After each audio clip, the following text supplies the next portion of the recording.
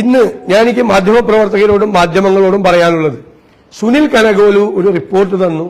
ആ റിപ്പോർട്ടിൽ കുറെ തോന്നുന്നത് പോലെ, ഓരോ മാധ്യമങ്ങൾക്ക് തോന്നുന്നത് പോലെ അവർക്ക് ഓരോ നിയോജകമണ്ഡലങ്ങളെ എടുത്ത് അവിടെ പിന്നിൽ നിൽക്കുകയാണ് എന്ന രീതിയിൽ പ്രചരണം നടക്കുകയാണ്.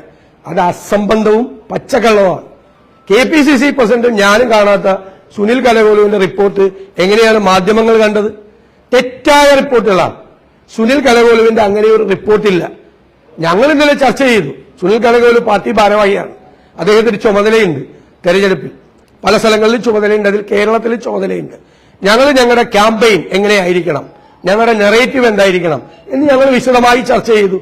അല്ലാതെ 25 പേരുടെ യോഗത്തിലാണോ ഏത് നിയോജകമണ്ഡലമാണ് വീക്ക്, ഏത് നിയോജകമണ്ഡലമാണ് പ്ലസ് എന്ന് ചർച്ച ചെയ്യുന്നത്? എന്തായാലും KPCC പ്രസിഡന്റ് ഞാനും കാണണമല്ലോ. ഇങ്ങനത്തെ റിപ്പോർട്ട്, അങ്ങനെ റിപ്പോർട്ടില്ല. പച്ചക്കള്ളമാണ് പ്രചരിപ്പിക്കുന്നത്. വളരെ ഹീനമായ തരത്തിലുള്ള ഒരു പ്രചരണമാണ്. എനിക്കത് പറയാതിരിക്കാൻ വയ്യ. ഞാൻ കഠിനമായ വാക്കുകൾ ഉപയോഗിക്കുന്നത്. ഓരോ നിയോജകമണ്ഡലത്തിലെ ആളുകൾ മത്സരിക്കുകയാണ്.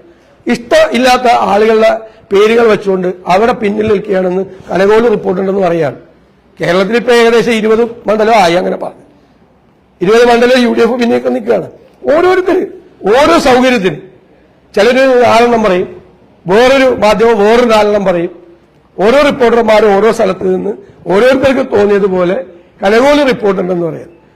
ഞങ്ങൾ ഇനി അത് എല്ലാവരോടും പറയാൻ ആഗ്രഹിക്കുന്നു. അസംബന്ധവും പച്ചക്കള്ളവുമാണ്. അങ്ങനത്തെ ഒരു റിപ്പോർട്ടില്ല. റിപ്പോർട്ടുണ്ടെങ്കിൽ ഞങ്ങൾ ചർച്ച ചെയ്തോളാം. ഞങ്ങളുണ്ടെങ്കിൽ അല്ല, നിങ്ങൾ എന്തിന്റെ അടിസ്ഥാനത്തിലാണ് ഇത് റിപ്പോർട്ട് ചെയ്യുന്നത്? നിങ്ങളുടെ കയ്യിൽ എന്ത് രേഖയുടെ അടിസ്ഥാനത്തിലാണ്, എന്ത് ഇൻഫർമേഷന്റെ അടിസ്ഥാനത്തിലാണ് നിങ്ങൾ ഇത് റിപ്പോർട്ട് ചെയ്യുന്നത്? നിങ്ങൾ സ്ഥാനാർത്ഥികളായി മത്സരിക്കുന്നവരോട് നിങ്ങൾ കാണിക്കുന്ന ജനാധിപത്യ വിരുദ്ധമായൊരു നടപടിയാണ്. ഞാനങ്ങനെ മാധ്യമങ്ങളെ വിമർശിക്കുന്ന ആളല്ല. എന്നെ മാധ്യമങ്ങൾ വിമർശിക്കാറുണ്ട്, ഞാനത് സ്വീകരിക്കാറുണ്ട്, ഞാനത് കറക്റ്റ് ചെയ്യാറുണ്ട്.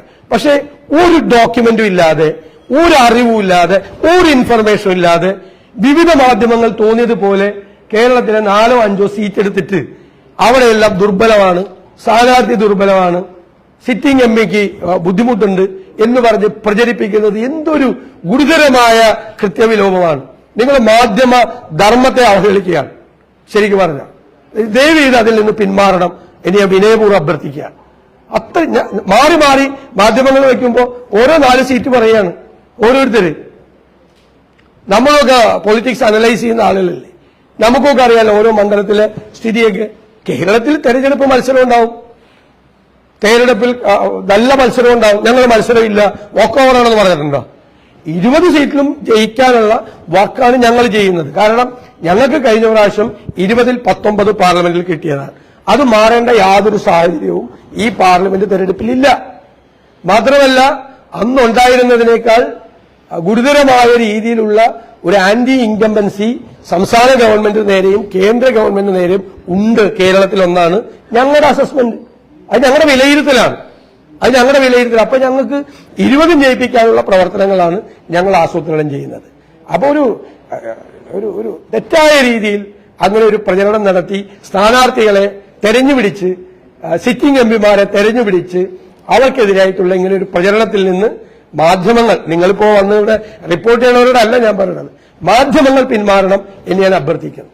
അത് മാധ്യമ ധർമ്മത്തിന് യോജിച്ചതല്ല.